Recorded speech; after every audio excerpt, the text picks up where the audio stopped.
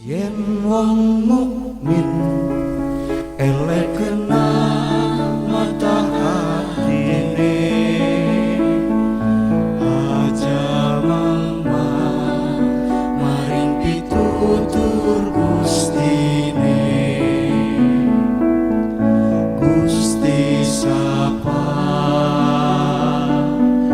Gusti Kanjeng Rasulullah awan bengi hati urip eling Allah. Karena itu untuk memukul saya harus menghantam keangkuhan itu. Saya harus menghancurkan keangkuhan itu, yaitu dengan caranya dengan melayani, dengan berkhidmat dan melakukan sesuatu yang mungkin bagi banyak orang dianggap tidak patut dilakukan oleh seorang pemimpin negara, yaitu membawa kendi air ke rumah seorang janda tua. Nah itu jadi keterikatan kepada apapun, kepada sesuatu pun atau kepada seseorang itu tidak melulu apa ya tidak ditentukan oleh pekerjaan atau profesi yang dijalani oleh seseorang. Tapi bagaimana dia tetap bersikap mandiri, tetap bersikap merdeka, dan kemudian eh, tetap bergerak atau berusaha untuk mencapai ma'rifat kepada Allah meskipun dia seorang ASN. Mungkin seperti itu, Kang Awam. Yap. Turun Kang Ded. Sami-sami, Kang Awam. Oke, sehat, lancar. Amin, amin.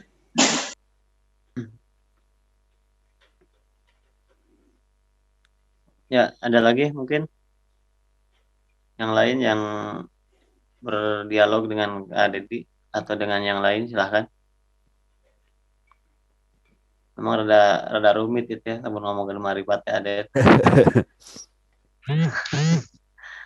Ya mudah-mudahan aja ya kita berharap bahwa ya umur kita masih panjang, kemudian ketika kita dimatikan oleh Allah itu dalam keadaan sedang meniti anak-anak tangga menuju Allah gitu.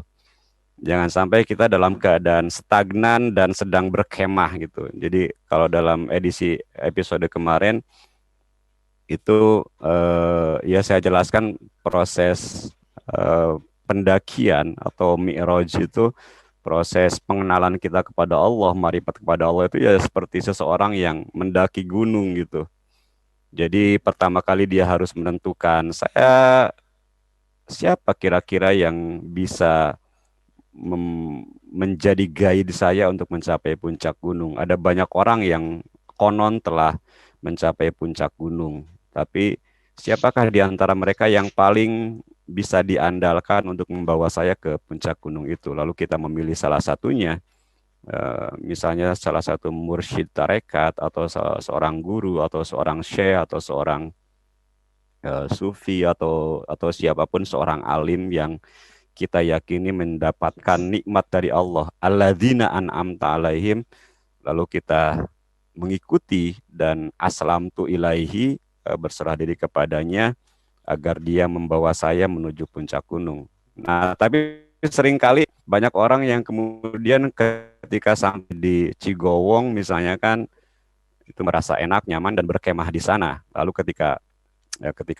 dimatikan oleh Allah ya dia dalam keadaan sedang berkemah dan menikmati sesuatu yang bukan atau arah pencapaiannya. Jadi mudah-mudahan kita dimatikan oleh Allah tidak sedang dalam keadaan berkemah gitu karena berhenti dalam perjalanan kita menuju Allah. Innalillahi wa inna ilaihi rajiun. Nah itu mungkin ya yang kita Ini akan ada pertanyaan juga Adet siap. dari Ray. Tanya kaitan ihsan dengan spiritualitas. Gimana kaitannya itu? Ihsan itu bagian dari apa ya? Bagian dari perintah-perintah yang perintah Allah yang sangat tegas disampaikan. Dan di episode pertama atau kedua itu kita pernah membahas soal ihsan ini. Jadi dalam sebuah hadis yang mutawatir, eh, dalam Arba'in An-Nawawiyah misalnya, itu di hadis pertama itu yang menegaskan tentang ihsan. Jadi kewajiban kita itu yang pertama beriman atau menetapi rukun iman, yang kedua itu menetapi rukun Islam. Jadi kedua kedua kedua golongan rukun ini, kedua golongan pondasi ini kemudian harus sama-sama diyakini dan kemudian diamalkan. Yang ketiga ini yang kemudian em, menjadi ruh bagi semua laku dan perbuatan kita, juga menjadi menjadi ruh dari keberimanan kita, yaitu ihsan. Ketika Rasulullah ditanya, "Wa mal ihsan?" Dan apakah ihsan? Rasulullah menjawab, "Anta'budallaha ka'annaka tarahu." Engkau menyembah Allah seakan-akan engkau melihatnya. Nah, ini makom yang paling utama, makom yang paling tinggi, bahwa kita harus melihat Allah, bahwa kita harus mengenali Allah, bahwa kita harus mengetahui Allah, dan kemudian dari pengetahuan, pengenalan, dan kesadaran itu melahirkan keimanan dan kemudian diwujudkan dalam laku keberislaman kita. Nah, kemudian derajat berikutnya atau tingkatan berikutnya, fa'ilam takun tarahu fa'innahu yaraka. Jika engkau tidak bisa atau tidak berada dalam makom mengenali Allah, dalam makom melihat Allah, maka yakinilah fa'innahu yaraka, bahwa dia itu melihatmu. Jadi ya ihsan itu melakukan apapun dengan kesadaran bahwa yang di hadapan kita adalah Allah, bahwa kita melakukan apapun ya sebenarnya atas kehendak Allah juga. Kita bisa bersyukur itu juga atas kehendak Allah, atas anugerah Allah, atas limpahan Allah. Kita beribadah, kita bertobat, kita menjalani kehidupan, kita melakukan sesuatu, yaitu kita melakukannya ya semuanya atas kehendak Allah. Dan itu proses pengenalan terhadap Allah. Jadi berihsan ya berbuat baik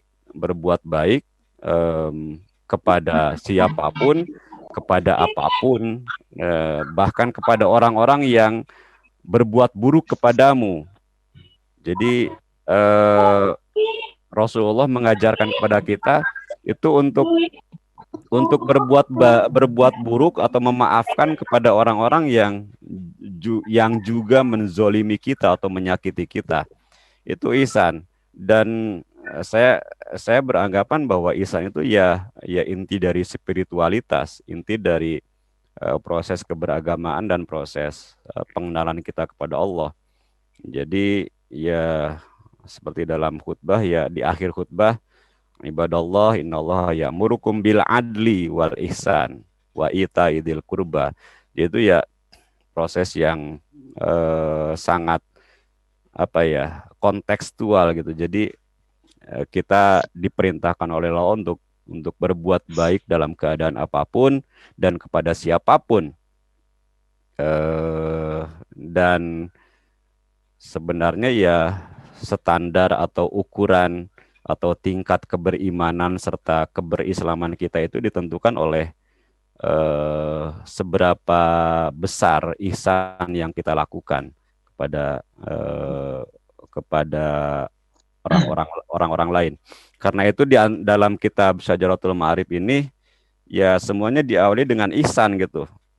Apa sih ihsan yang terkandung dalam wudu? Bagaimana berbuat ihsan dalam berdagang, ihsan dalam bermuamalah, ihsan dalam sholat misalnya. Itu semuanya diawali dengan ihsan itu. Jadi mudah-mudahan apapun yang kita lakukan untuk memenuhi kebutuhan duniawi kita itu ya mudah-mudahan dilakukan dengan ihsan. Jadi tidak menyakiti orang lain, tidak menzolimi orang lain, tidak mengganggu hak-hak orang lain, tidak merusak hak-hak orang lain pula. Karena itu Rasulullah menegaskan al-muslimu man salim al-muslimu min lisanihi wa yadihi. Muslim adalah orang yang muslim lainnya itu selamat. Selamat dari tangan, itu representasi dari ucapan dan perbuatan. Itu mungkin Kang Ray. Jadi ihsan itu ya mungkin bagi saya itu ya inti dari spiritualitas atau hakikat dari spiritualitas itu ya berbuat baik. Berbuat baik. Yap. Oke, semoga cukup Kang Lid. Ya, kita kembali Kalau kepada yang lain ada yang ditanyakan boleh inbox ya. faslun fima yata'allaqu bihil ilmu. Ini kan bagian-bagian ini berbicara tentang bagaimana kita meneladani sifat-sifat Allah. Dan di antara sifat-sifat Allah itu ada sifat hayat, ada sifat kudroh, ada sifat hidup, ada sifat maha kuasa, ada sifat haya juga, dan banyak lagi sifat-sifat yang lainnya. Itu dalam Aqidatul Awam itu ya dipaparkan diantaranya ya 20 sifat yang waktu kita kecil di madrasah itu diajarkan. Gue tanya. Wujud kidam baqamu khalaqatul hawadisi. Jangan ditutup dulu bentar ngomong-ngomong. Abang Jago itu di mute dulu ya. Ya. Nah, ya bagaimana kita meneladani sifat-sifat Allah? Ya mungkin saya kemudian masuk pada fasal atau rincian tentang fima yata'allaqu bihil ilm. Pasal tentang apa-apa yang berkaitan dengan sifat Allah yaitu al ilmu atau mengetahui. Sebelumnya itu ada beberapa sifat yang juga dibahas misalnya tentang hayat dan kudroh. Jadi intinya ya ketika kita mengetahui sifat-sifat Allah, maka kita berusaha untuk meneladani sifat-sifatnya yang baik. Misalnya ketika ada sifat maha dermawan, maha kasih, maha sayang, maka yang harus kita lakukan adalah paling penuh kasih, menjadi orang yang paling penuh sayang, menjadi orang yang paling dermawan, menjadi orang yang paling banyak memberi, misalnya kan. Karena Allah itu Ar-Razzaq, bagaimana ketika kita meneladani sifat Ar-Razzaq, yaitu kita menjadikan diri kita sebagai keran gitu, atau menjadikan diri kita sebagai wasilah bagi rezeki bagi orang lain. Itu diantara dari sifat atau dari peneladanan terhadap sifat-sifat Allah itu ya dilakukan dengan cara seperti itu.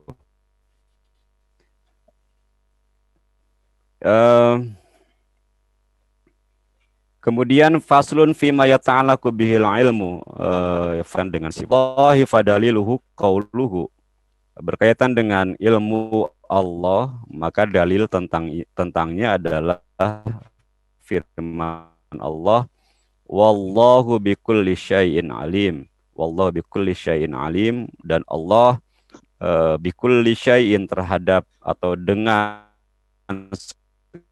segala sesuatu, alimun itu maha mengetahui. Tosan terbukti Allah bikulli syai'in terhadap segala sesuatu itu alima, maha mengetahui. Nah, ada banyak ayat lain yang menjadi dalil bagi sifat Allah yang maha mengetahui ini. Dan pengetahuan Allah ini terhadap seluruh makhluknya itu tidak terbatas. Tidak ada batasan apapun. Semua yang terjadi, semua yang berlaku, semua yang ada, semua yang hilang, semua yang mati, semua yang muncul, semua yang terbit, semua yang menepi, semua yang tumbuh benih yang muncul, itu semuanya bahkan daun-daun yang jatuh, helai-helai daun yang jatuh itu ya semuanya berada dalam liputan pengetahuan Allah. Wa amma samratul ilmi, buah dari sifat ilmu, fal khaufu min maulaka, yaitu kita takut kepada junjungan kita, kepada Tuhan kita, kepada Tuhan kita. Wahaya uka, dan engkau merasa malu minhu, kepada Allah, fi aqwalika, dalam segala ucapanmu, wa amalika, dan perbuatanmu, wasairi ahwalika, dan dalam seluruh ahwalmu, atau dalam seluruh kondisi ruhanimu atau dalam kondisi batinmu. Ini buah. Jadi ketika kita mengetahui sifat bahwa Allah itu maha mengenali, bahwa Allah itu maha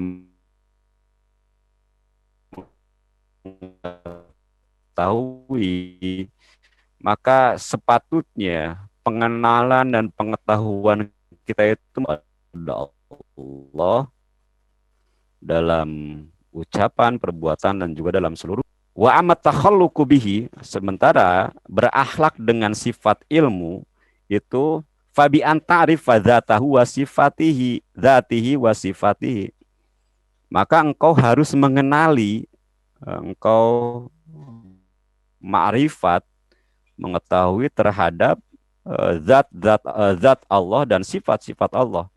Wa anta'rifa ahkamahu, dan engkau mengetahui hukum-hukum Allah, wa ayyamahu, dan hari-hari Allah, wa halalahu, mengetahui segala yang dihalalkan oleh Allah, wa haramahu, dan segala larangan-larangannya, wa antarifa, dan engkau mengetahui kullama yuqarribuka ilaihi, apapun atau segala sesuatu yang bisa yuqarribuka, mendekatkanmu, ilaihi, kepada Allah, wa yuzlifuka ladaihi, dan apapun yang bisa memalingkanmu dari Allah gitu.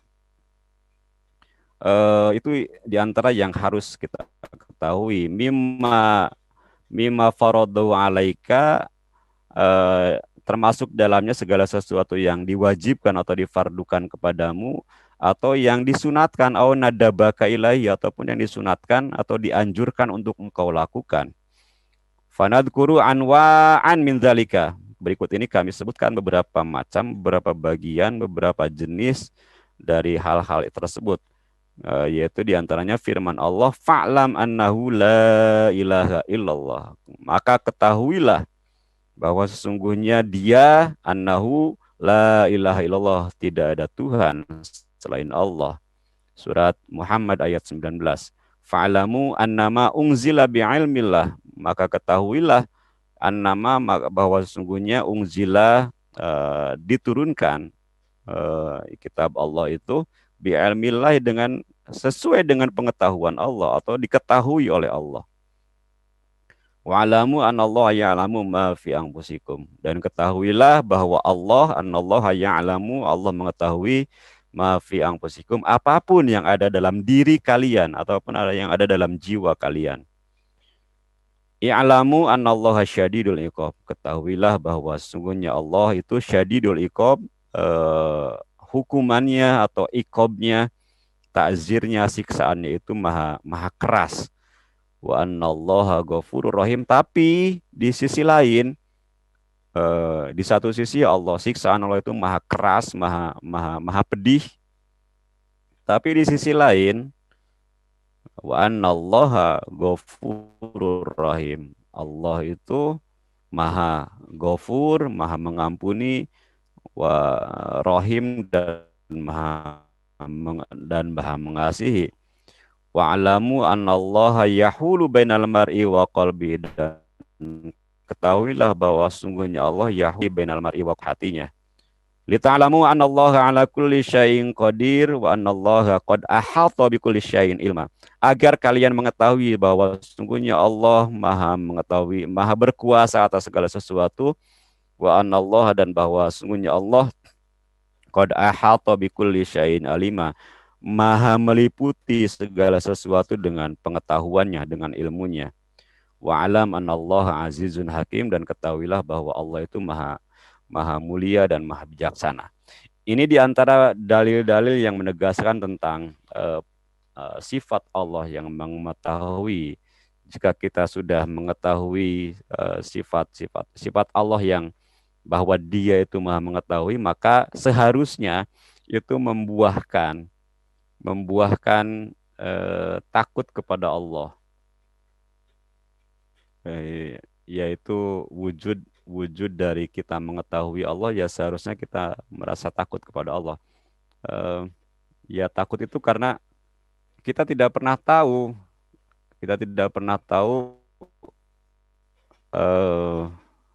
ya kita dimatikan itu dalam keadaan dalam keadaan beriman atau dalam keadaan kufur, dalam keadaan musyrik, atau dalam keadaan sedang berzina, atau dalam keadaan sedang mabuk, atau dalam keadaan sedang apa. Jadi kita sama sekali tidak pernah tahu. Bahkan Rasulullah sendiri bilang, ya saya sangat berharap pada rahmat Allah. Bahkan engkau, wahai Rasulullah, iya,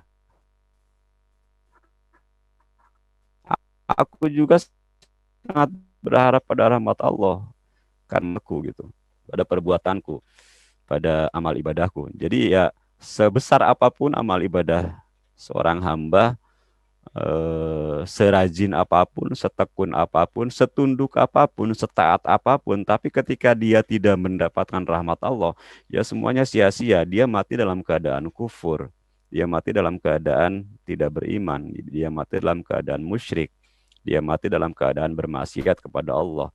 Nah itu kan jika kita mengetahui dan mengenali Allah sebagai maha mengetahui, ya seharusnya itu kemudian menerbitkan rasa takut kepada Allah. Ada banyak kisah tentang bagaimana ya seorang hamba itu ya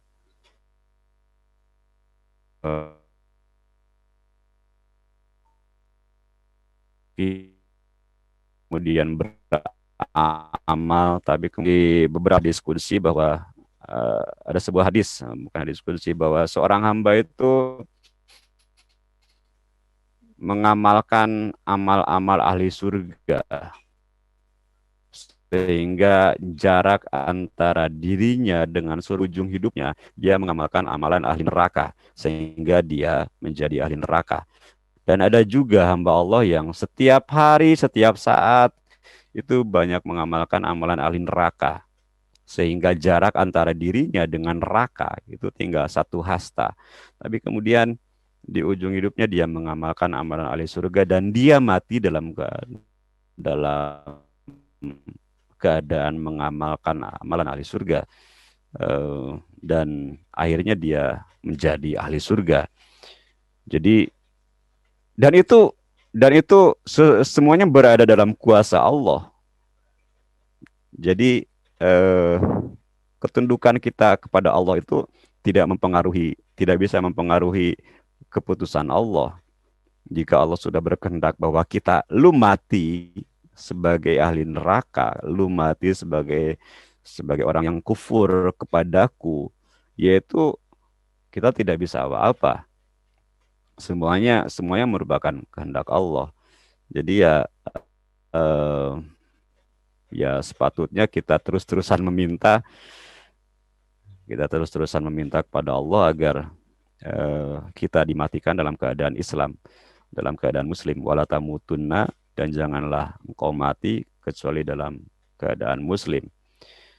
Jadi yaitu kita samratul ilmi atau buah dari kita mengetahui atau mengenali bahwa Allah itu maha mengetahui, ya yaitu adalah khaufuka min maulaka, yaitu engkau merasa takut kepada Tuhanmu, kepada junjunganmu, kepada kekasihmu, dan engkau merasa malu kepadanya dalam ucapan, perbuatan, segala sesuatu dan wa ahwalika wasairi ahwalika dan seluruh keadaan batinmu.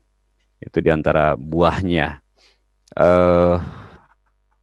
Ya ilmu menjadi sifat yang sangat penting juga untuk kita teladani, karena dengan ilmu, dengan mengetahui, ya kita bisa